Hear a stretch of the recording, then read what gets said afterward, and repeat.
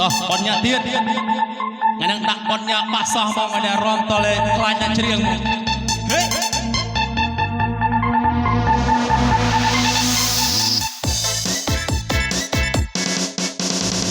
គូមកពីស្រែលឺបោះចុងភូមិឡងស៊ូនៅទ្រុងទុំ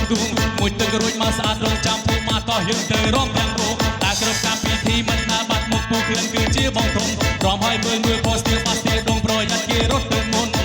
ប៉ាំប៉ារ៉ាំប៉ាំប៉ាំប៉ាំពូជារមត់ចាំសោះគ្រាន់តែឃើញនៅថ្មហោពូឲ្យរត់អីក៏លឿនម្លេះប៉ាំប៉ារ៉ាំប៉ាំប៉ាំប៉ាំសេរីចារត់លឿនម្លេះតែមកគិនមកទៅពេលនេះប្រហាកូនមកគុនពីអហ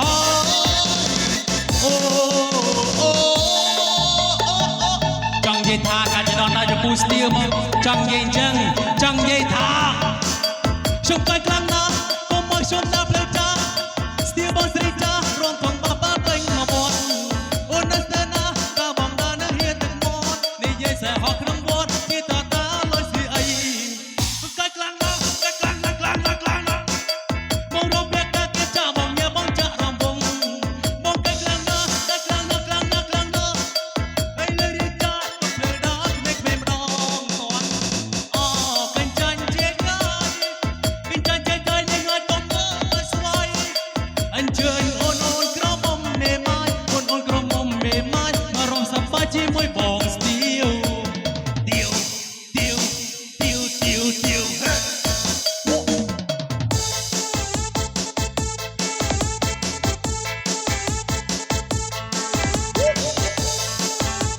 បាទសូមក្រុមជើញជាកញ្ចក់ឡើងរំបានច្រើនតកោមកពីស្រែលឿងបាចុងភូមិឡងសូនៅទ្រុងទុំ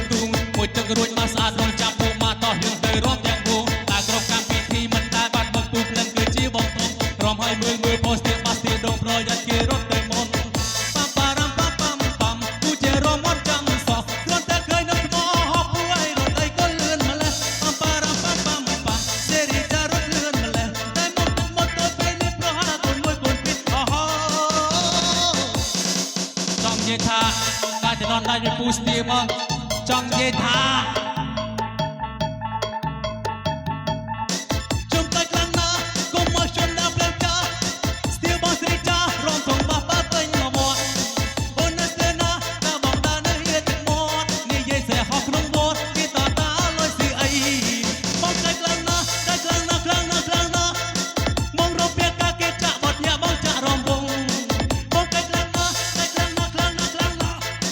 អីលើរីចាទៅភ្លើដល់មេឃមេម្ដងគាត់អូកញ្ចាញ់ជាកាយកញ្ចាញ់ជាកាយនឹងឲ្យតំមើស្វាយអញ្ជើញអូនអូនក្រមុំមេម៉ាយអូនអូនក្រមុំមេម៉ាយ